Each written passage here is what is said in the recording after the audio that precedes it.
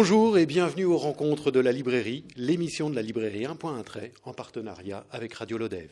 Vous avez commencé comme stagiaire à la Maison Ronde avec un diplôme de l'Institut d'études politiques, ce qui limite les charges lourdes mais pas les charges mentales. Vous avez commencé à travailler à France Culture, ensuite à France Inter.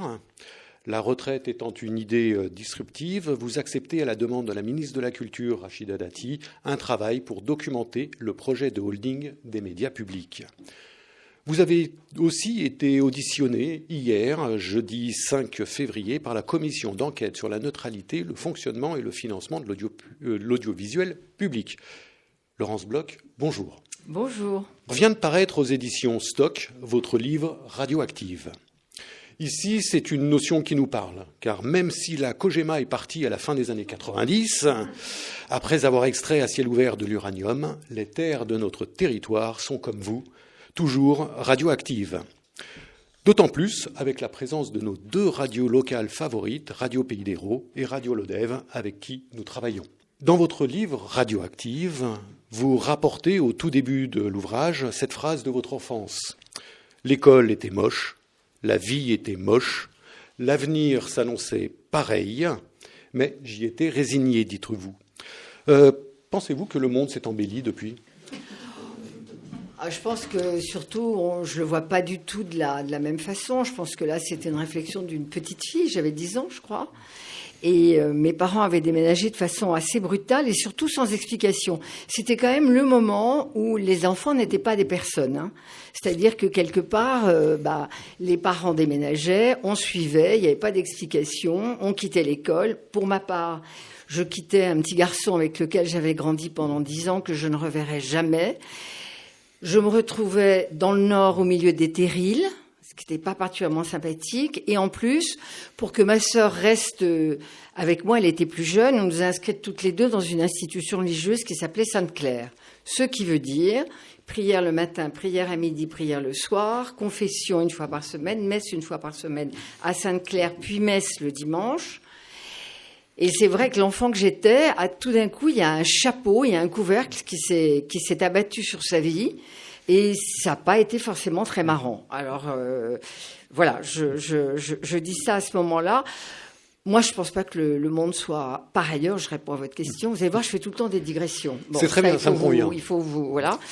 Moi, je ne dirais jamais que le monde est bien pire aujourd'hui qu'il n'était avant, parce que je vais vous dire, ma mère a eu un chéquier, je pense en 1962, où elle a eu le droit de vote en même temps que le chéquier en 1962.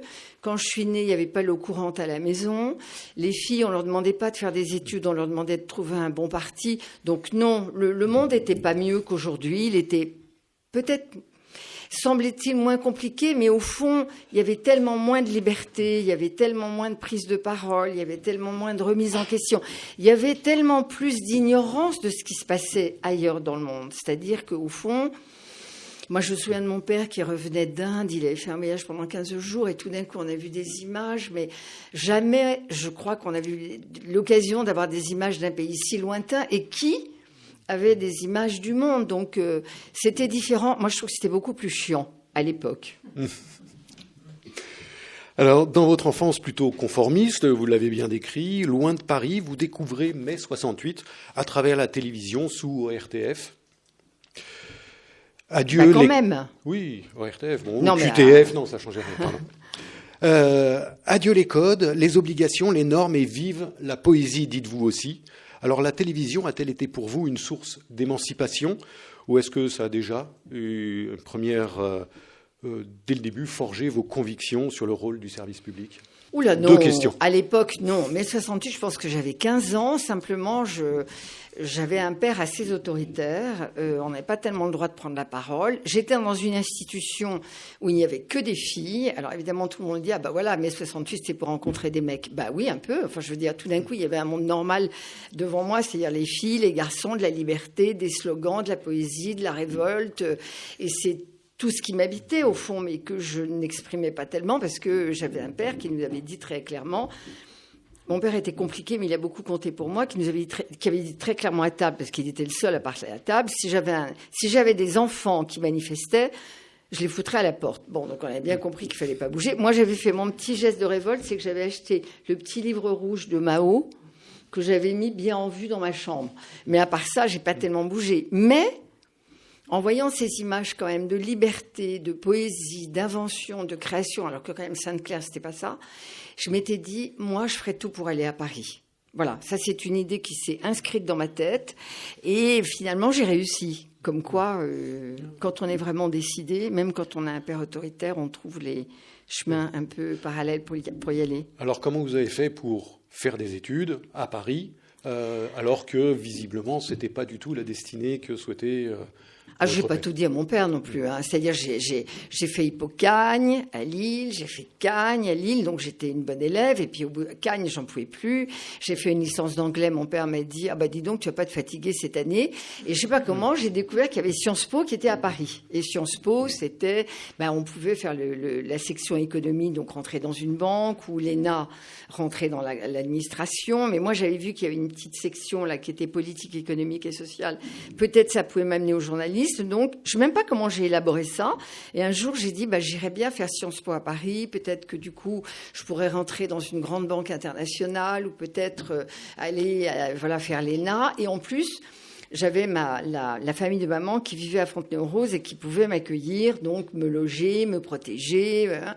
Et donc, voilà, j'ai passé alors, je n'ai même pas passé le concours, je crois, parce qu'à l'époque, comme j'avais une licence d'anglais, je pouvais rentrer directement en seconde année de Sciences Po. Et c'est comme ça que je suis allée rue Saint-Guillaume, c'est vrai que c'était une école assez formidable parce il y avait beaucoup d'étudiants étrangers et que là, un jour, un prof nous a dit, écoutez, si quelques-unes d'entre vous ont envie de faire un stage d'été à l'ORTF, c'était même pas Radio France, voilà, je peux vous aider. Donc, et moi, j'ai levé le doigt. Donc, vous êtes rentré de cette façon-là. C'est comme ça que j'ai fait un stage à France Inter en 1974 et que donc je suis rentrée dans cette maison en 1974 et je l'ai quittée en 2024. C'est-à-dire que j'y ai travaillé avec un bonheur infini pendant 50 ans, mais que le début a été vraiment très compliqué parce que là, encore une fois, je veux dire que le monde, c'était pas mieux qu'aujourd'hui. C'est-à-dire quand je suis rentrée à Inter, il y avait que des mecs. Alors là, il y avait que des mecs. Pour les journalistes, c'était que des hommes. Les présentateurs, les gens à l'antenne n'étaient que des hommes. Et les managers n'étaient que des hommes. Il y avait une voix de femme. C'était Arlette Chabot, qui faisait 8 heures. Et je peux vous dire qu'on l'entendait dans les couloirs. Elle gueulait comme un charretier. Mais elle se faisait respecter parce qu'elle connaissait son métier vraiment sur le bout des ongles et que personne ne pouvait lui en montrer. Et je ne sais pas pourquoi, mais moi, quand je suis rentrée pour la première fois dans un studio, dans la cabine, vous savez qu'il y a derrière, il y a le studio, la cabine, et que le rouge s'allume, et tout d'un coup, je veux dire, vous allez donner des nouvelles du monde et vous allez mettre en relation des centaines et des milliers, là c'était des millions de gens, j'ai trouvé ça fascinant et je me suis dit, c'est là que je veux bosser, c'est ça que je veux faire. Et je me suis accrochée. Vous êtes passé, donc, rentré dans France Inter, vous avez travaillé à France Culture aussi. Comment a été le passage de l'un à l'autre ? D'abord, il a été long parce que France Inter, c'était un stage. Donc, je bricolais. Alors, à ce moment-là, je faisais des petits bulletins d'information. Et quand on faisait qui passait sur le téléphone, mais le téléphone quand on tournait, là encore. Et donc, on faisait un numéro, on décrochait, on avait ma voix. Et je disais, bon. Et ça s'est pas très bien passé parce que je me souviens qu'il y a un journaliste d'une violence extrême, parce que j'avais pas assez réfléchi mon bulletin d'information, mais qui m'est tombé dessus avec un sadisme, une violence, me traitant de petite conne devant tout le monde parce que j'étais stagiaire et femme. Ça a été très violent. Puis après, le stage fini, j'ai travaillé aux interservices, qui était un service très moderne à l'époque, parce que c'était un service qui rendait service. Il y avait des journées qui étaient dédiées à du conseil scolaire, il y avait des journées qui étaient dédiées aux migrants, il y avait des journées qui étaient dédiées à la consommation. À l'époque, Inter, c'était une chaîne quand même extrêmement moderne, parce que c'était Anne Gaillard. Je ne sais pas si ça vous dit quelque chose, mais qui avait lancé la première émission sur la défense du consommateur. Il y avait Françoise Dolto, qui tous les jours était présente à l'antenne. Enfin, c'était vraiment une chaîne qui était à la pointe de la modernité. Donc, j'avais un peu bricolé aux interservices. Et puis, le patron des interservices m'a dit, enfin, t'as fait Sciences Po, tu vas pas continuer aux interservices. Et qui m'a présenté un producteur de France Culture qui s'appelait Claude Dupont et qui faisait le magazine du matin. Ça, c'était, je pense que c'était 1979-1980. Et là, c'était quand même un autre monde parce que même l'émission du matin était enregistrée à l'avance sur France Culture. C'est-à-dire que 48 heures avant, je présentais des reportages ou des interviews qui avaient été préenregistrés. Et nous étions le mardi, c'était une émission qui serait diffusée le jeudi. Je disais bonjour, il est 7 heures, vous écoutez les matinales de France Culture et Jacques Fayet. Rien n'était en direct, 3 minutes d'actualité. Mais c'était un endroit où c'était un endroit en dehors du monde. C'était un endroit qui était habité par des gens, par des savants. Mais c'est un endroit où on pouvait apprendre des tas de choses qui étaient très ouverts à l'anthropologie, ce qui n'existait nulle part ailleurs, très ouverts à la philosophie, aux sciences. Et puis, il y avait un métier qui était le métier de réalisateur. Et avec eux, j'ai tout appris. Je ne savais pas ce que c'était le montage, je ne savais pas ce que c'était le mixage, je ne savais pas ce que c'était un agrage. J'ai appris mon métier vraiment à France Culture pendant plusieurs années. Oui, vous décrivez l'antenne de France Culture, indifférente aux audiences, presque fière d'assumer un auditoire restreint. Vous dites même que ce n'était pas une radio. De quoi France Culture était-elle donc l'expression ? Eh bien, je vais vous dire, quelque part, c'était aussi très moderne. C'était une plateforme de contenu, c'est-à-dire qu'on délivre simplement, comme il n'y avait pas la possibilité de réécouter ou d'écouter, c'était un contenu qui, une fois qu'il était diffusé, tombait dans un trou. Mais c'était quand même une plateforme où vous aviez des tas de formats enregistrés, de savoir, de connaissances, d'idées qui étaient en accès libre, puisque c'était diffusé sur une chaîne. Mais voilà, c'était une plateforme de contenu et vous pouviez piocher dedans au fur et à mesure des horaires de la journée. Et c'était une grande université, mais c'était pas une université populaire. Le sujet, c'était pas l'accès libre à tous les savoirs, c'était quand même les experts qui parlaient aux experts. Et voilà, il n'y avait pas tellement le souci de populariser ni la culture ni la connaissance. C'était une approche, vous avez donc travaillé de France Culture de quoi, 74 jusqu'à... Non, plus tard. Je vous dirais de 1904... Ben non, j'ai travaillé longtemps, j'ai travaillé de 1980 à 2010. Ça, c'était le début de France Culture. Puis arrive un homme magistral qui s'appelle Jean-Marie Borzex, qui est nommé par le président Jean-Noël Jeannet en 1984, et qui, lui, considère qu'une chaîne culturelle ne peut pas ne pas se prononcer sur l'époque dans laquelle elle s'exerce, qui ne peut pas ne pas s'exercer en direct le matin, qui doit avoir des émissions qui, oui, font de la transmission du savoir, mais sont aussi, en écho à ce qui se passe dans ce pays, et qui crée une émission dans laquelle j'ai travaillé pendant assez longtemps, de 1987, je crois. Je ne crois pas dire de bêtises. Non, l'émission, elle commence avant. Elle commence en 1984. Et j'y ai travaillé avec toute une équipe, majoritairement de femmes, parce que c'est une émission qui se déroulait sur le terrain. Toutes les semaines, l'émission s'installait avec un petit car studio. Je suis sûre qu'on est venu 2 fois à l'EDEV, on est venu à Millau, on parcourait la France. Et on donnait la parole aux habitants. Et on prenait le pouls de ce pays. C'était les années 80, qui se transformaient, qui changeaient, qui bougeaient. Moi, j'ai beaucoup voulu qu'on aille dans les banlieues. Parce qu'au départ, l'émission, c'était un peu la France, c'était les chapelles romanes et les apiculteurs. Et puis moi, j'ai pris la responsabilité de l'émission en 1987 et j'ai voulu qu'on parle de la France d'aujourd'hui. Et on a vraiment arpenté ce territoire avec une équipe d'une dizaine de personnes. Et sur ces 10 personnes, il y avait 8 femmes, dont une est ici, elle s'appelle Marion Thibat. C'est elle qui m'a c'est elle qui m'a permis de venir à l'ODEV. Et quelque part, d'être ici, c'est un pays d'ici à l'envers. Mais c'était quand même ça, c'est-à-dire qu'on faisait l'émission en public, dans des librairies, on écoutait les gens, on faisait des reportages, on allait sur le terrain. Et c'était à la fois une aventure humaine assez formidable, parce qu'il y avait une équipe extrêmement soudée, parce que on faisait les reportages, mais après les reportages, on les montait dans la chambre d'hôtel entre le bidet et la baignoire. Et puis après, on s'installait à partir du lundi, en début de semaine, on était donc dans le car studio ou dans une librairie. Et les émissions, il fallait les enfiler les unes derrière les autres. Et je crois que chacun, on a gardé de ces moments-là. D'ailleurs, il y avait une feuille qui s'appelait l'ordre de mission. Vous savez, on avait un ordre de mission, on avait des défraiements pour l'hôtel, défraiements pour les repas. Et c'est une feuille jaune, je me souviens.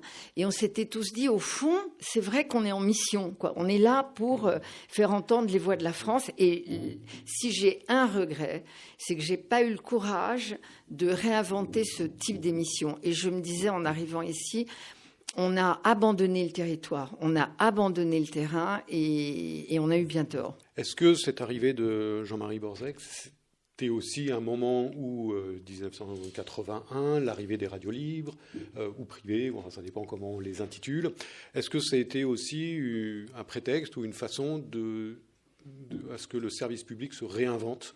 Et ça a été les raisons pour lesquelles des émissions comme Pays d'ici, puisque c'était celle-ci que vous avez décrit,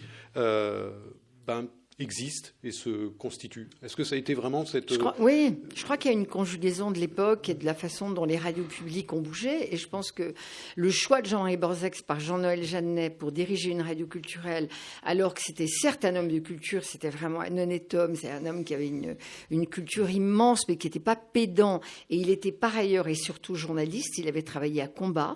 Et puis ensuite, il avait monté une grande collection au Seuil avec les auteurs francophones. Je pense que c'était beaucoup de culot. Parce que, alors, je ne vous raconte pas la révolte contre Jean-Marie Borzec, journaliste, pas universitaire, qui va trahir la mission de France Culture, qui va l'abaisser, qui va la populariser, donc l'abaisser. Le direct, c'était plouc, les émissions en public, c'était plouc. Mais en même temps, il a mis cette chaîne sur ses deux jambes, c'est-à-dire la transmission du savoir et puis aussi la curiosité de l'époque. Et il a été, enfin, pour moi, mais je pense que pour beaucoup, c'est lui qui a installé Jean Lebrun le matin avec un grand magazine qui s'appelait Culture Matin en direct. Et Jean, qui ne lâchait jamais l'antenne, même pas l'été, a été celui qui a couvert le mieux probablement la chute des régimes de l'Est, et ça a été une révolution, cette matinale de Jean Lebrun avec son équipe, et puis le Pays d'ici a été une révolution. Enfin voilà, il a inventé, c'est lui qui a inventé Réplique. C'est lui qui a inventé l'esprit public de Philippe Meyer, c'est-à-dire vraiment une radio qui donne de l'écho à ce qui se passe et qui fait réfléchir sur ce qui se passe. Est-ce que l'ambiance qu'il y avait dans France Culture, cette espèce d'affranchissement sur les audiences, enfin cette indifférence à cela, a quand même perduré dans l'existence de cette révolution de France Culture avec l'arrivée de tout ce 109 ? Est-ce qu'il y a eu quand même cette effervescence parce que aussi il y avait pas encore cette course à l'audimat? Est-ce que c'était... moi, je pense que la course à l'audimat, enfin, je veux dire, là, je vous arrête tout de suite, mais pour moi, une radio de service public, elle doit rassembler tous les Français. C'est pas la course à l'audimat, c'est vraiment quand même, c'est ne laisser personne au bord du chemin. Et je pense que là, peut-être qu'on a laissé des gens au bord du chemin. Donc, non, c'est pas la course à l'audimat. Et je pense que personne n'a rien perdu en qualité parce qu'on a cherché à toucher tout le monde. La force d'une maison comme Radio France, c'est que vous avez plusieurs chaînes. C'est très difficile de rassembler tout le monde. Donc, c'était justement le sens de ma question en disant parce qu'il y a une atmosphère dans laquelle il n'y a pas cette course, que des expériences peuvent se faire, qu'il y a le temps d'installer des émissions de cet ordre-là, puisqu'il faut quand même aussi non seulement les porter, mais les installer pour que puissent trouver un public et cette diversité. Mais je crois, oui, je pense que Jean-Marie, qui était journaliste, c'était pas la course à l'audimat, mais c'était certainement pas l'indifférence au nombre de gens qui écoutent. D'abord parce qu'il savait quelque part que c'est quand même une chaîne qui coûtait très cher. C'était la chaîne la plus chère du groupe et que donc, à un moment donné, quand même, on voit si quelque part cette chaîne s'adresse à un public suffisamment conséquent.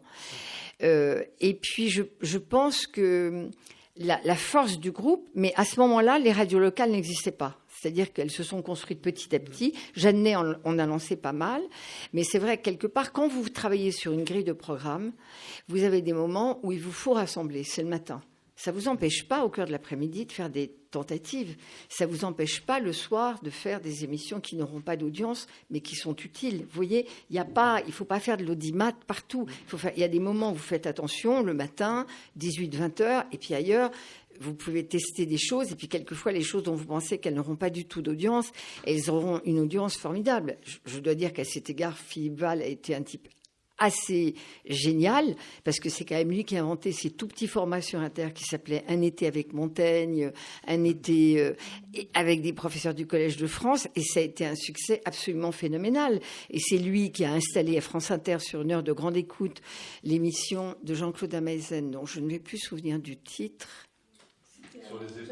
Sur les épaules de Darwin, qui a rencontré un succès phénoménal. Mais c'est clair que sur une chaîne comme Inter, qui est une chaîne généraliste, c'est quand même, la radio publique, c'est quand même un endroit où vous devez absolument rassembler, parce que sinon, on n'a pas forcément besoin de vous. Vous décrivez dans le livre, enfin en tout cas c'est ce que j'ai perçu, l'importance du temps. Le temps long de la radio, vous y avez passé énormément de temps. Celui que vous abordez, on va en parler juste un petit peu après, celui de la psychanalyse, où vous l'avez aussi inscrit dans un temps long, mais aussi celui du temps nécessaire, on vient d'en parler, de l'installation d'une émission. Prendre son temps ne signifie pas donc être lent, mais quel est votre rapport au temps ? Oh, il est compliqué. C'est-à-dire que il est compliqué parce que, par exemple, là, c'est vrai que j'ai été, happée par un certain nombre de circonstances. Bon, déjà, le livre, il faut accompagner le livre, donc ça oblige à faire un certain nombre de médias. Et comme moi, je suis un peu traqueuse, je prépare beaucoup mes passages dans les médias, donc ça me fait beaucoup travailler. Quand je viens en région, ça vous prend aussi beaucoup de temps. Il y a eu la mission de la holding que j'ai acceptée avec joie. Et puis là, tout d'un coup, il y a aussi, je vous le disiez, je suis passée hier devant la commission d'enquête sur l'audiovisuel public. J'ai travaillé 15 jours, moi, à préparer cette audition parce que j'ai regardé toutes les auditions qui concernaient la radio, j'ai pris des notes, j'ai réfléchi sur la problématique de l'humour. Ça me prend beaucoup de temps. Et je me disais, non, mais ça va être formidable parce qu'une fois que j'aurai fini tout ça, je vais enfin avoir du temps pour faire les choses que j'aime faire, c'est-à-dire aller voir des expositions, lire, aller au cinéma, me dire qu'une fois par mois, je vais en région visiter des régions que je ne connais pas. Et puis, je prends des cours. Alors, vous voyez, je reviens en arrière parce que je prends des cours à la Cato. Mais je suis sûre au moment où, précisément, j'aurais pu à défendre quelque chose, j'aurais pu être dans la bataille et j'aurais pu être active, je vais être un peu malheureuse. Bon, mais je pense que le fait de travailler... Moi, j'ai beaucoup travaillé. Surtout, j'avais un cadre. C'est-à-dire que j'arrivais au bureau, en général, quand j'étais sur Inter, j'arrivais tôt parce que je saluais les invités et je partais très tard. Donc, j'avais un emploi du temps qui était quand même archi tenu. Quand tout d'un coup, vous avez plus de bureau, j'ai été contente, j'ai eu le livre. Bon, maintenant, si je pouvais réécrire le livre, je le ferais parce que j'en suis pas contente. Donc, je me dis, j'ai peut-être écrire un deuxième livre. Mais donc, j'ai un rapport au temps, oui, très compliqué, comme j'ai un rapport au monde très compliqué parce qu'au fond, j'aime beaucoup habiter Paris, mais il se trouve que j'ai eu la chance de découvrir une île grecque et que je peux passer, une île qui fait 12 km de long, 4 km de large, et que je peux passer 4 mois sans m'ennuyer une seconde sur cette île. Donc, c'est pas que ça va jamais, ça bouge tout le temps. Voilà. Bien compris, un rapport au temps un peu compliqué, mais c'était aussi une petite transition pour parler de vos origines familiales, puisque ça a aussi abouti sur le thème qu'on a abordé, celui de la psychanalyse, que vous traitez tout au long de l'ouvrage, je trouve, et de manière assez importante. Mais peut-être que vous avez aussi des raisons pour lesquelles vous avez travaillé là-dessus, parce que vous abordez vos origines familiales, qu'on a évoquées un tout petit peu en début, catholique du côté maternel, juive du côté paternel. Vous découvrez tardivement donc la complexité en fait de votre famille. De quoi, pour vous, ces non-dits, ces silences, sont-ils les mots ? Je vous laisse l'orthographe du mot. Oui. C'est-à-dire que j'ai découvert très tard que le nom Bloch était un nom juif. Et je vous l'ai dit, mon père a été important dans ma vie pour des tas de raisons positives et négatives. Il était très autoritaire, mais très émotif, très réactif. Il y a un certain nombre de choses que je ne comprenais pas du tout chez lui. C'est à chaque franchissement de frontière, il faisait des listes de tout ce qu'on avait dans nos valises. Il les donnait aux douaniers qui ne demandaient rien. Donc, ils disaient, mais attends, ça ne va pas là. Donc, il nous arrêtait, il nous fouillait. Enfin, bon. J'ai vu mon père, au moment de la guerre du Kippour, rentrer à la maison à toute vitesse pour regarder les informations. Il y a des choses que je ne comprenais pas. enfin, ou peut-être que je voulais pas comprendre. Et petit à petit, parce que j'ai commencé une analyse, toutes ces choses-là me sont... Vous savez, c'est comme des petits cailloux qui surgissent et toutes ces choses-là me sont apparues. Et j'ai aussi compris que mon père, pour épouser maman, parce que c'était une vraie histoire d'amour entre eux, ma mère était catholique, mes grands-parents étaient auvergnats, je pense antisémites comme la moyenne des Français, et que mon père, pour épouser ma mère, s'est converti. Et s'est converti après la guerre. Et que, au fond, moi, j'avais deux parents catholiques, j'étais baptisée, j'allais à Sainte-Claire, bon. Et puis tout d'un coup, petit à petit, j'ai découvert autre chose.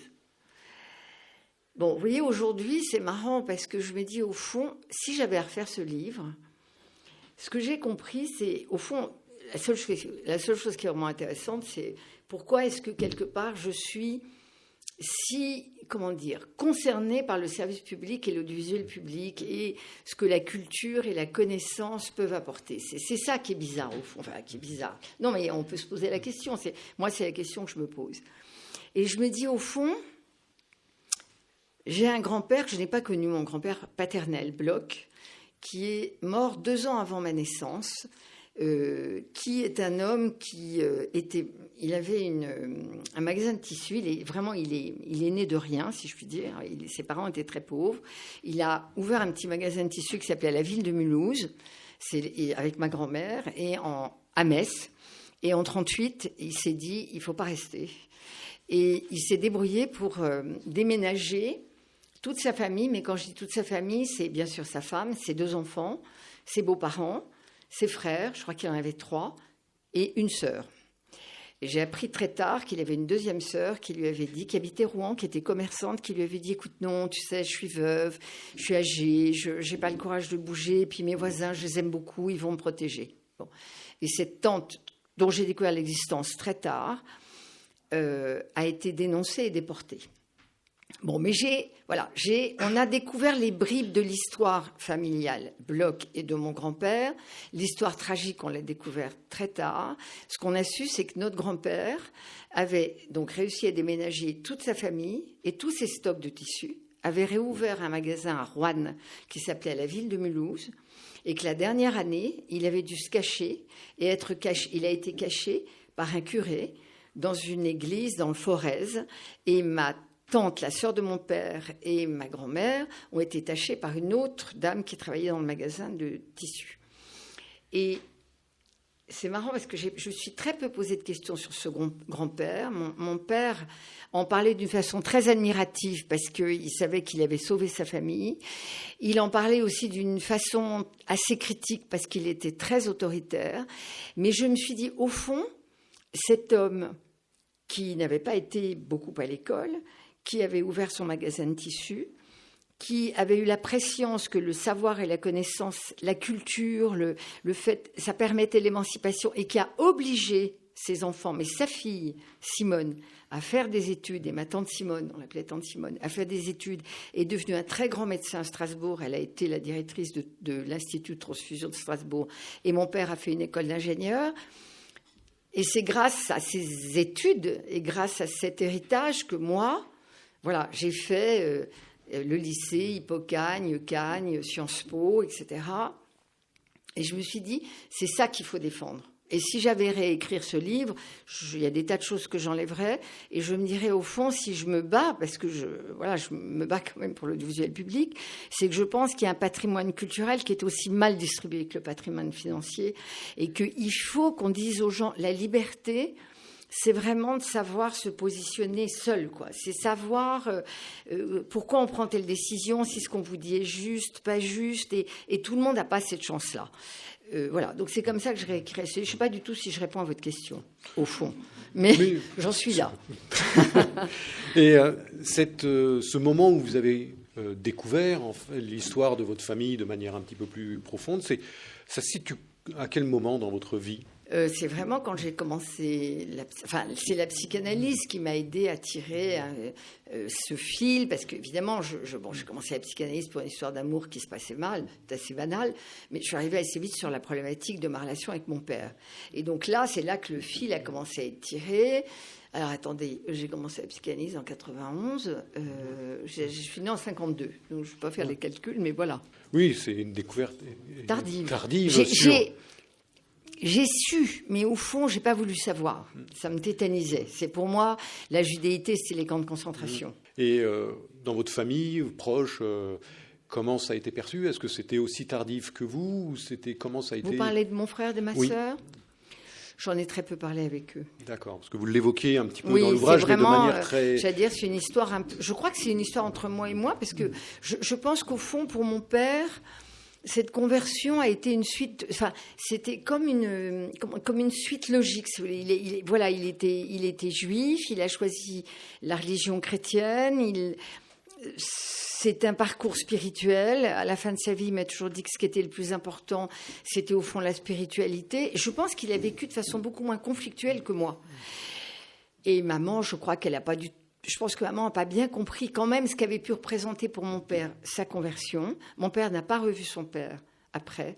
Mon grand-père est mort très vite après le mariage de mon père. Il était malade, il n'est pas venu à son mariage. Et je pense que mon père s'est toujours demandé si son père, à lui, avait été absent de ce mariage pour des raisons vraiment médicales ou au fond parce qu'après la guerre, épouser quand même une chrétienne, c'était quand même, comment dire, enfin c'est peut-être moi qui raconte cette histoire-là, mais c'était quand même tourner le dos à sa communauté puisque l'Église catholique n'avait pas toujours été formidable pendant la guerre et pourtant c'est quand même un curé qui a sauvé mon grand-père. Donc c'est pas si simple. Et vous décrivez l'importance qu'a eu pour vous la psychanalyse. Là, avec le recul, peut-être, ça vous permet d'en parler de manière beaucoup plus à l'aise. En quoi ce travail intérieur vous a-t-il aussi permis de construire votre place, peut-être au sein de votre famille, entre frères et sœurs, mais surtout dans votre carrière professionnelle? Est-ce que ça a permis aussi de vous installer de manière plus sereine sur cet environnement? Parce que malgré tout, dans votre livre, il y a des choses comme ça qui transparaissent. Et je pense que c'est peut-être à approfondir dans un prochain tome. Mais... Oui, pas fait. Mais qu'est-ce que ça m'a apporté? Alors, ce qui m'avait beaucoup frappé, c'est que quand même le travail analytique est quelquefois assez proche du travail de la radio. Alors, évidemment, la durée, le temps, ça n'a pas... mais la radio vous accouchez quand même quelqu'un. Le travail analytique, c'est vous-même qui vous accouchez avec l'aide de quelqu'un. Ça m'a, je pense, enlevé de la... Ça m'a enlevé de la... C'est pas le mot angoisse qui est bien... De l'inquiétude. Je pense que j'étais quelqu'un d'extrêmement inquiet sur moi-même. Je pense que ça m'a donné un peu de distance par rapport à cette inquiétude. Vous voyez, par exemple, hier, je pense que si je n'avais pas fait une analyse, je m'en serais fait toute une histoire de ce passage devant cette commission, de réussir, d'être à la hauteur. Je pense que l'analyse vous apaise parce qu'elle vous donne des itinéraires, elle vous donne des fils, elle vous donne des ressources, et puis la parole, si vous mettez les bons mots sur les choses, voilà, ça vous aide à prendre le dessus. Alors pour compléter la question des mots, les mots remplissent les silences à la radio, petite transition. Permettre aux autres de s'exprimer est-il pour vous, ou selon vous, la meilleure façon de lutter contre les non-dits et donc d'une certaine façon de donner à comprendre? Je pense vraiment que la parole libère. Et je pense que tout individu a besoin de s'exprimer, a besoin d'être entendu, a besoin donc, et quelque part d'être respecté. Je pense que le travail de la radio, c'est fondamental. Je pense que le travail de l'analyse, ça peut sauver, psychothérapie aussi. C'est ce qui fait de nous des êtres humains, quand même, la parole. C'est ce qui fait aussi la communication, le réseau, l'affection. Donc je pense que la parole est centrale, et dans le monde et dans une vie. Et ça fait écho au fait de travailler peut-être à France Inter, France Culture, mais cette envie, cette passion que vous avez de donner à comprendre, d'expliquer, de permettre de s'appuyer sur cette notion forte du service public. De savoir écouter, oui. Pour revenir donc sur votre parcours, vous avez évoqué tout à l'heure que vous avez travaillé avec Philippe Val avant de lui succéder vous-même à la tête de France Inter en 2014, si j'ai pris correctement mes notes. Dans quelle était la station à ce moment-là que vous décrivez aussi comme un champ de ruines au moment où vous rentrez dedans? Oui. J'avais oublié que... Non, j'étais en train de me dire, mais si Philippe a lu ça, elle n'a pas dû être content, mais non, c'est vrai dit, que vous l'envoyez... vous dites des choses étonnantes sur Philippe. Non, mais je veux dire, Philippe Val, je ne l'avais jamais rencontré de ma vie. Je ne lisais pas Charlie Hebdo. Je n'étais pas une lectrice de Charlie Hebdo. J'ai rencontré un homme pour qui il était essentiel de faire office de transmission, d'être un relais entre la culture et tout citoyen. Et quelqu'un qui disait ça pour une chaîne généraliste, c'était quand même assez rare, parce qu'en général, on disait que c'était plutôt de l'information et du divertissement. Donc, je me suis vraiment bien entendue avec Philippe. J'avais la même, le même objectif que lui. Le problème de Philippe, c'est que il ne connaissait pas la radio, c'est qu'il n'avait pas de surmoi, c'est qu'il n'avait pas compris que quelque part une chaîne généraliste s'adresse à tous et qu'on n'était pas forcément là pour faire du redressement idéologique et que par ailleurs, quand il est parti, il y a eu une méfiance. Alors de toute façon, à ce moment-là, il y avait une méfiance absolue parce que c'était le président Sarkozy qui avait décidé que c'était à l'actionnaire de nommer les présidents des sociétés de radio-télévision. Ce qui, évidemment, créait de facto tout de suite un soupçon. Alors, il a nommé Jean Lucas, qui était un journaliste impeccable, d'une très grande intégrité, qui était le meilleur ami de Philippe Val. C'est Philippe Val qui avait donné son nom à Nicolas Sarkozy parce qu'il écrivait des chansons pour Carla Bruni. Et donc, non mais... De fait, même si Jean-Luc était un journaliste impeccable, dès le début, c'était foutu, parce qu'il y avait ce soupçon, et en plus, ils enlèvent les humoristes. Alors, je veux dire, c'est vrai que ça faisait beaucoup, et que les auditeurs avaient déserté la chaîne, c'est-à-dire qu'on était quand même, je crois, si ce n'est en deçà d'Europe 1, on était au même niveau, ce qui ne s'était quand même jamais vu.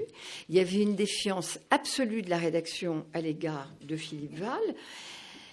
Et puis, il y avait des ratés. Le soir était une catastrophe. L'émission de 17h était une catastrophe. L'émission de 18h, je ne sais même plus ce que c'était. Mais c'était pas terrible non plus. C'était de la boîte en conserve. Enfin, il y avait des choses radiophoniques qui n'allaient pas. Ça, c'était clair. Voilà. Mais il a laissé des choses. Voilà. Un été avec, à Maïzen. Et cette idée quand même que la radio généraliste, elle doit offrir le meilleur et c'est de l'exigence, ça, je l'ai vraiment gardé. Alors, vous venez d'évoquer Nicolas Sarkozy qui venait de passer une loi modifiant la nomination. Vous, dans ce contexte de nomination, vous devenez à la direction, la direction, pas la présidence, qui était la nomination du président. Comment a-t-elle été accueillie votre à la poste à la nomination de la direction? Alors, à ce moment-là, c'était plus Jean Lucas. Le président, c'était Mathieu Gallet.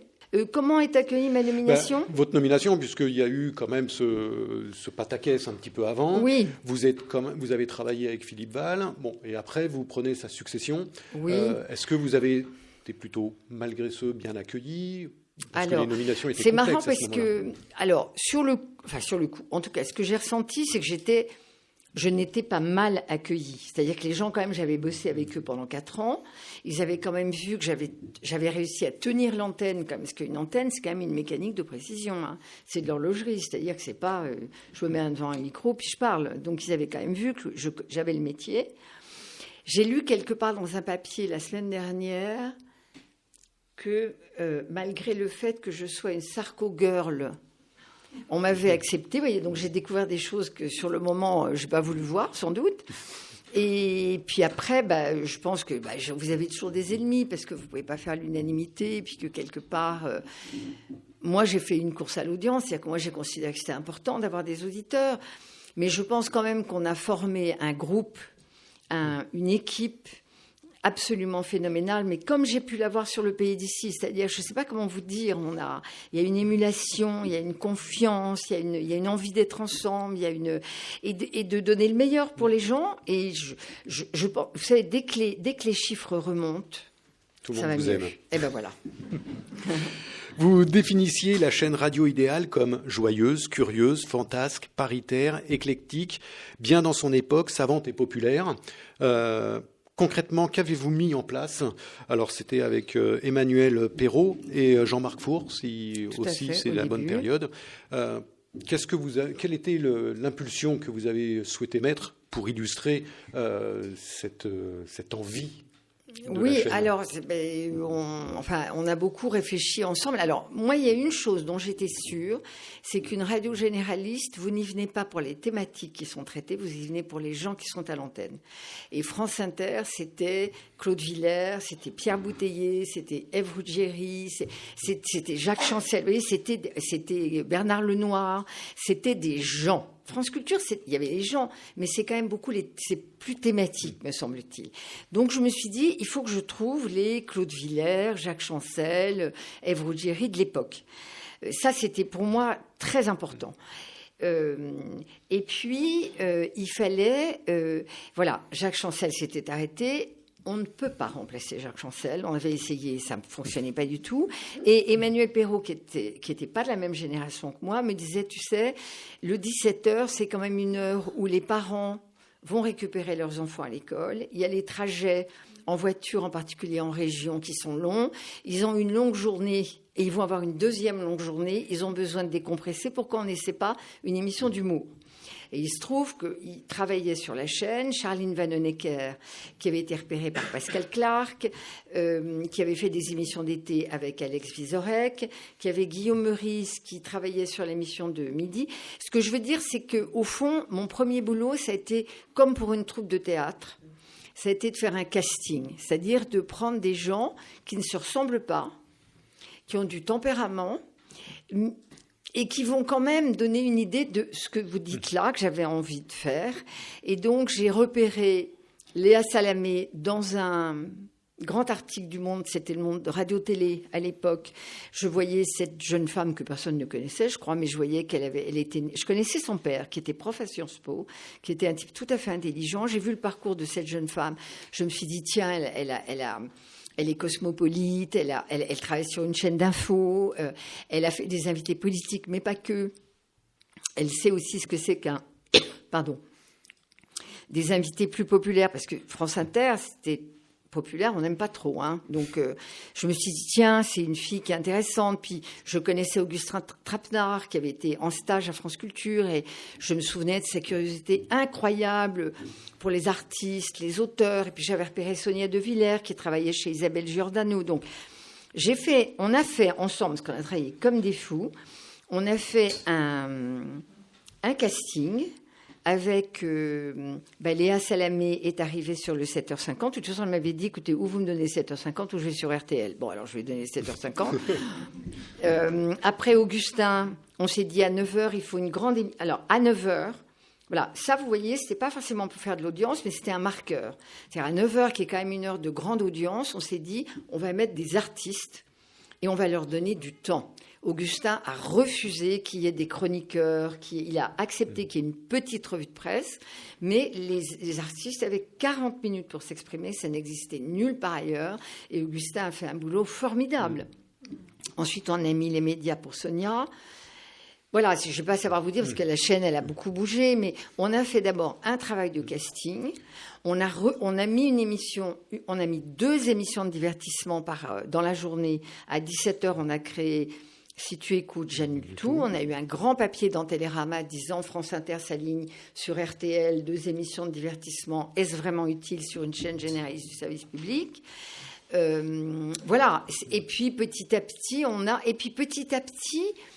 voilà. Je pense que l'esprit d'une chaîne, c'est pour une chaîne généraliste, ce sont les gens qui la font.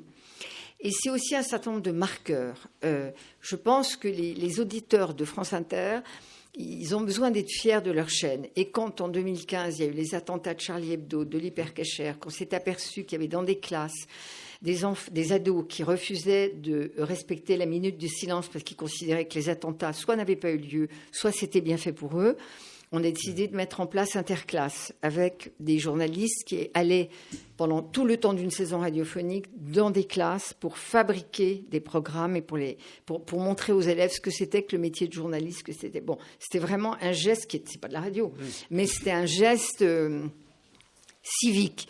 Et puis, on a créé les podcasts pour les enfants. Et puis, on a créé des journées décentralisées, le plastique non merci ou Winter is coming. Donc, c'est, vous voyez, comment dire, par strate ou par chose comme ça, vous construisez quelque chose qui est comme une collection chez un éditeur. C'est-à-dire que vous construisez une signature, une promesse. Une identité voilà. Qui se met en place. Voilà. Alors, vous parliez d'humour parce que vous avez casté, on dit maintenant comme ça, différentes personnes regroupées, alors qui étaient déjà présents dans le monde des médias ou de l'audiovisuel. Est-ce que vous avez présente sur Inter. Déjà présent sur Inter. Est-ce que vous avez aussi dégoté des inconnus complets? Comment vous recherchez des nouvelles figures? Ou c'était vraiment un besoin de prendre des forces vives à l'Inter et de les regrouper? Alors, peut-être il y a eu 2 temps, parce que moi, j'ai donc été directrice pendant 8 ans. Il y a eu un premier temps avec Emmanuel Perrault, où, quelque part, on avait vraiment repéré des gens qui étaient drôles, qui avaient un talent fou. C'était Charline, c'était Alex, c'était Guillaume. Et on s'est dit que ces 3-là, on les rassemblait dans une émission. La patronne, c'était Charline, mais elle avait ces deux piliers à côté d'elle. Et alors là, eux-mêmes, c'est eux qui ont repéré des Thomas VDB, des Constance, je ne sais plus qui encore, mais ils ont fabriqué Frédéric Fromet, dont j'ai jamais compris le succès, mais enfin, succès phénoménal, André Manoukian, Clara Dupont. Vous voyez, eux, ils ont constitué aussi leur troupe.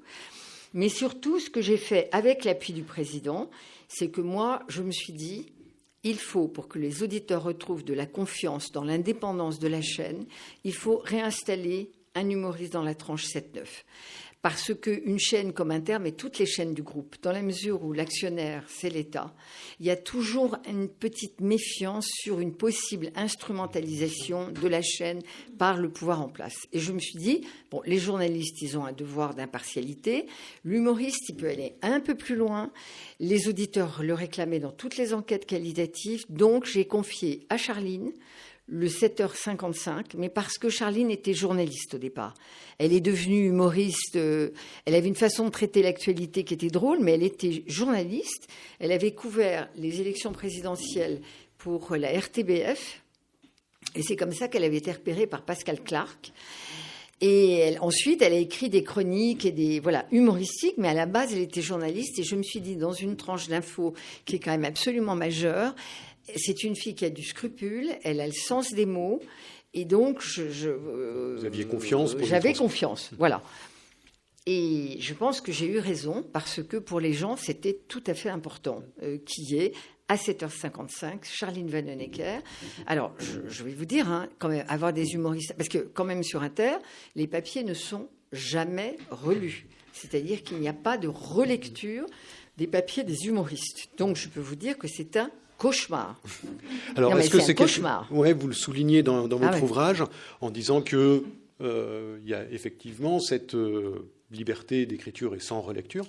Ça voulait dire que ça ne l'était pas avant, ou ça l'a toujours été sur France Inter? C'est la signature de France Inter. C'est vraiment l'engagement pour la liberté d'expression, et en disant que les seuls juges de paix en l'affaire, c'était les juges, enfin la loi, la jurisprudence. Voilà, on va y venir parce qu'on y vient à chaque fois. L'affaire Meurice a ajouté quand même une jurisprudence. Alors, on en parle sur l'humour. Le renouvellement de France Inter a été aussi marqué par des débats autour de l'humour. Quand vous êtes arrivé, le licenciement, enfin c'était juste avant, je crois, de Stéphane Guillon et de Didier Porte. Après, il y a eu l'arrivée de Charline Vanhoenacker. Et puis après, il y a en finale le licenciement de Meurice. Alors, j'imagine que c'est difficile de gérer des gens qui ont cette liberté d'expression à l'intérieur, peut-être aussi des incompatibilités d'humeur, mais qui ne sont pas forcément perçues par le public. Ou comment ça se gère? Et j'imagine qu'il y a eu de nombreux débats à ces moments clés au sein de France Inter. Oui. Alors, ça se gère toujours très difficilement, parce qu'on se dit, voilà, on se donne un cadre. Moi, je me suis donné le seul juge de paix, Sinon, on s'en sort pas. Ce qui vous fait rire me fait pas rire et vice-versa. Je me souviens d'une chronique humoristique sur Gérald Darmanin. On a eu je sais pas combien de lettres pour dire que c'était inapproprié, débile et à la limite injurieux. Et on a eu le même nombre de lettres pour dire que c'était décapant et nécessaire. Bon, donc il y a... Non, mais c'est ça quand même. Bon. Donc moi, de façon assez confortable, je me suis toujours dit... Tant que ce sont des citoyens, ils ne sont pas au-dessus des lois. Tant qu'ils respectent la loi, c'est la liberté d'expression qui prévaut. Simplement, ce que je leur demandais, parce qu'avec Stéphane Guillon et Didier Porte, ce qui était impossible, c'est qu'il y avait des réunions dans le bureau de Tulival, ce qu'on se disait basculait immédiatement à l'AFP. Donc ça, c'est quand même... Si vous n'avez pas des relations de confiance avec les gens avec lesquels vous travaillez, c'est pas possible. Moi, j'ai toujours eu des relations de confiance avec Charline, qui était la patronne. On a toujours pu discuter. On n'a pas toujours été d'accord. J'ai pas toujours gagné. C'est-à-dire qu'il y a des moments où Charline me disait « Non, Laurence, là, sur ce mot-là, vous vous trompez ». Mais quand elle avait vraiment le sentiment qu'il y avait eu des dérapages, il y a toujours eu, à l'égard des auditeurs, l'expression de regret. Jamais d'excuse, mais de regret d'avoir blessé une partie du public. Frédéric Fromet, par exemple, avait fait une chronique sur un film... sur Jésus-Christ brésilien, il y avait de l'homosexualité dans l'histoire de sa chronique, je sais pas quoi, mais on avait eu à la fois les catholiques furieux, les homosexuels furieux.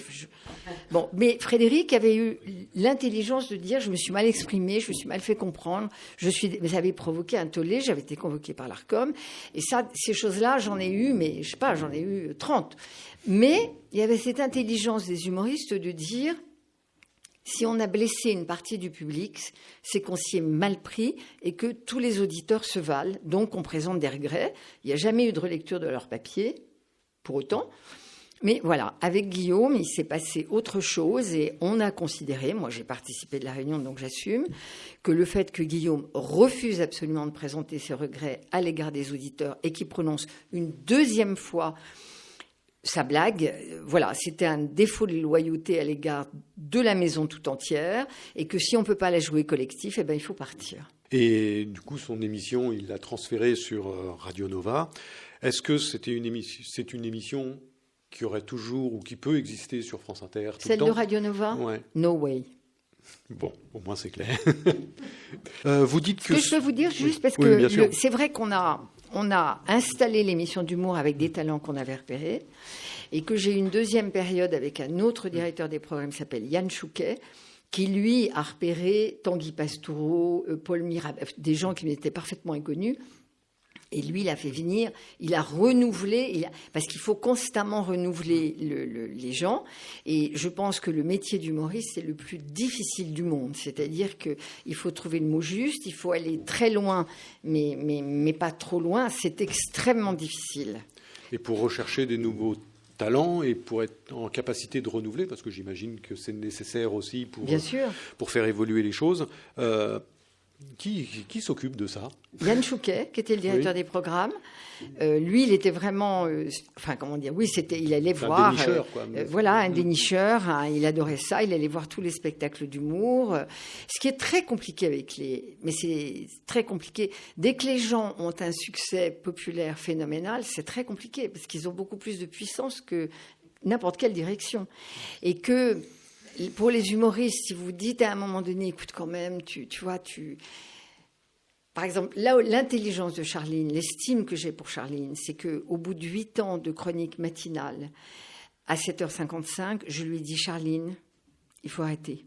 Parce que vous vous répétez, parce que, bon, elle a accepté. Elle a dit que ce n'était pas sa décision, mais elle a accepté. Mais ça, c'est très difficile de rencontrer des gens qui disent qu'effectivement, au bout de 8 ans, parce qu'ils perdent un pouvoir considérable. Enfin, ils perdent un espace d'expression considérable.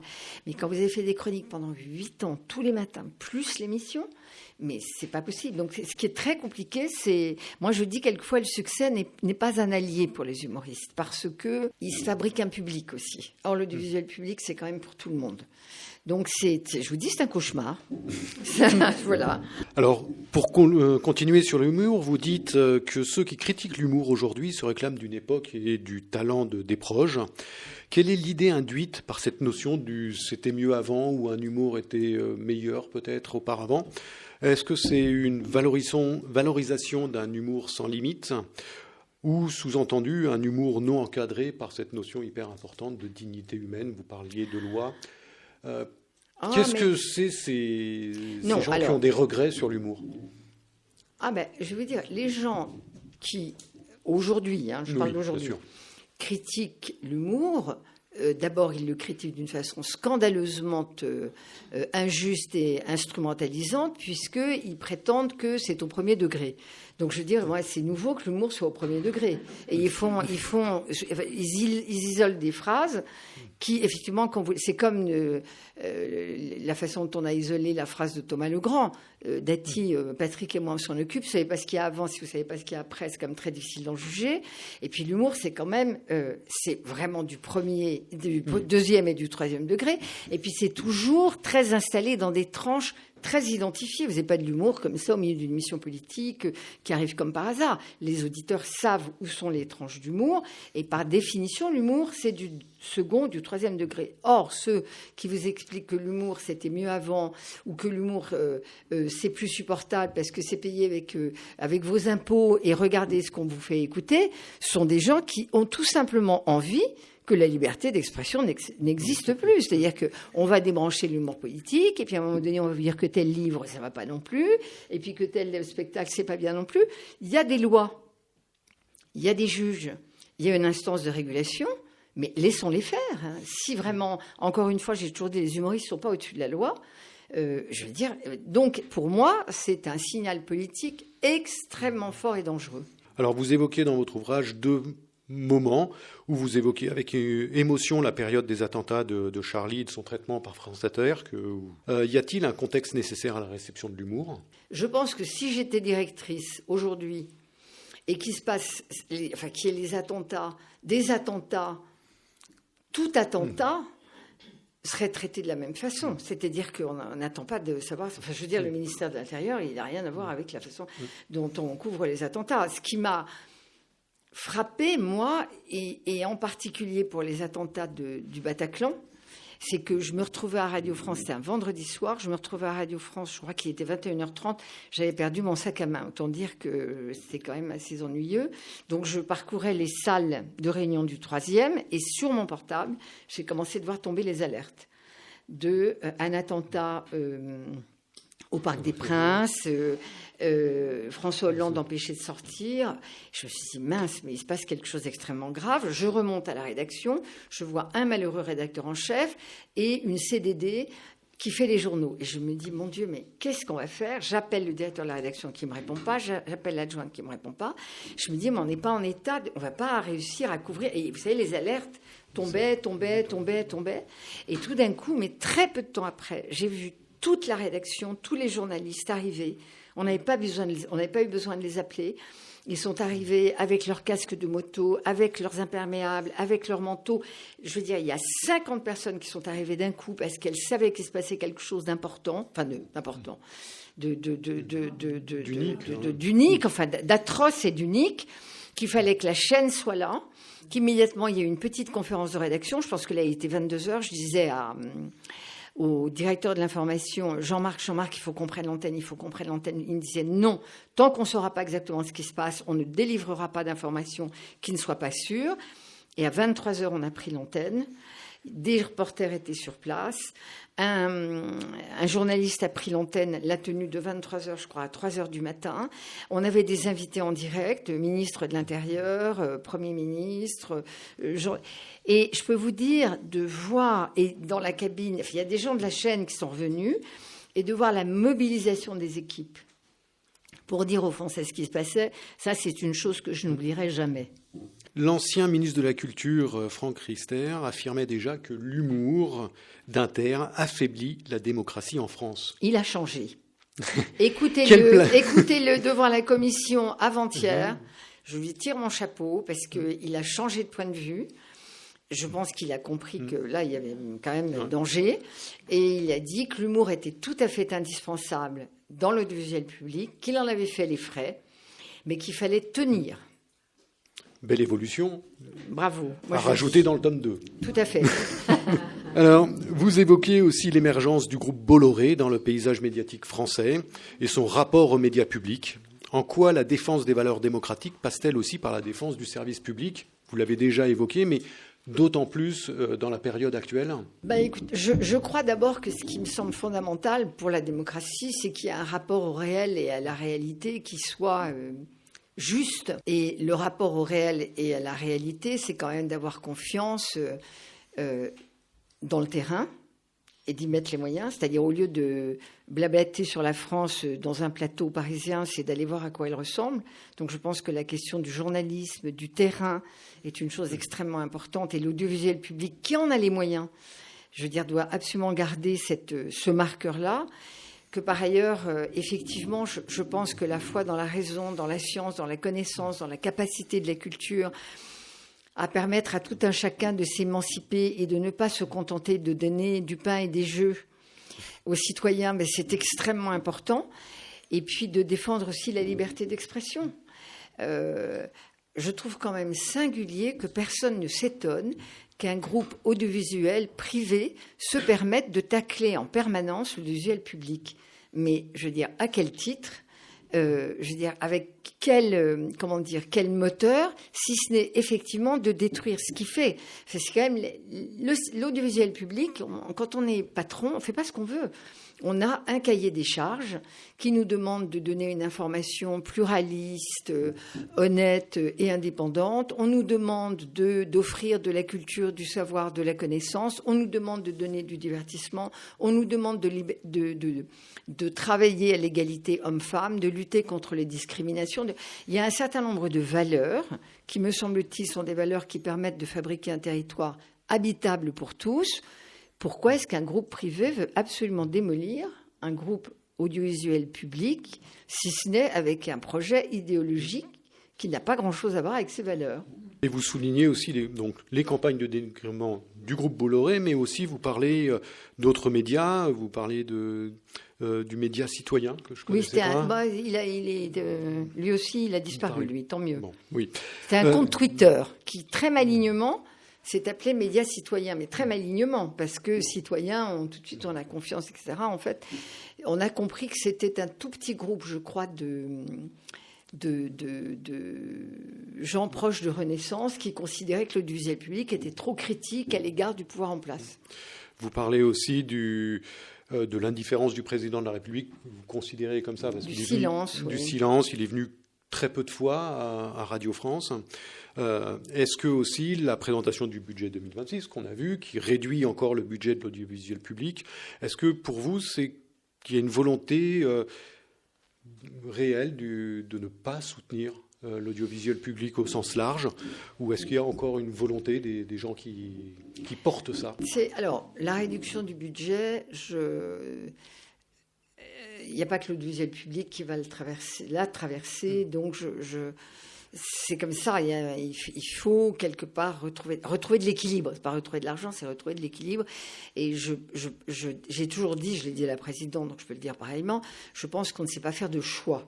On ne peut pas tout faire, on ne peut pas à la fois tenir, parce qu'il faut tenir les positions sur le linéaire, et en même temps, il faut aller sur le territoire numérique, parce que c'est là que les gens s'informent sur le portable, les jeunes et les moins jeunes. Donc il faut à la fois continuer de fabriquer des formats pour le linéaire, mais il faut les distribuer extrêmement puissamment sur les plateformes, parce que aujourd'hui, les plateformes, elles sont des mastodontes qui sont et donc il faut quand même être là où les gens vont s'informer, se distraire, se cultiver. Je pense qu'au fond, alors moi je m'en veux, parce que quand j'étais directrice d'Inter, j'étais archi contre la holding.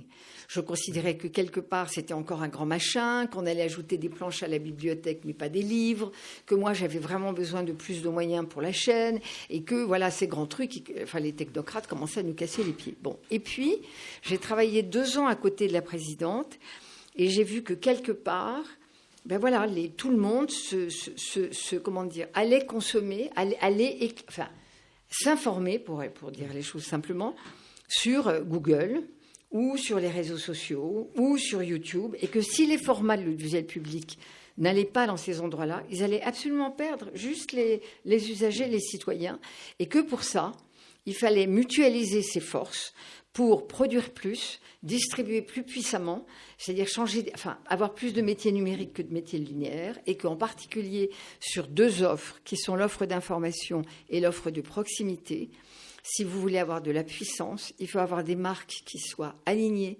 Vous appelez pas ici d'un côté, France 3 de l'autre côté, France 3 ici. Vous avez des émissions qui sont des émissions communes, avec des incarnations communes, que les gens connaissent, avec une promesse éditoriale qui est portée, ce qui n'existe pas. Vous avez 23 télévisions régionales, vous avez 44 stations locales qui ne se portent pas, qui représentent un tiers des budgets, un tiers des ressources, qui ont du mal. Alors, ça marche très bien sur les plateformes, ça marche moins bien sur les hertziens.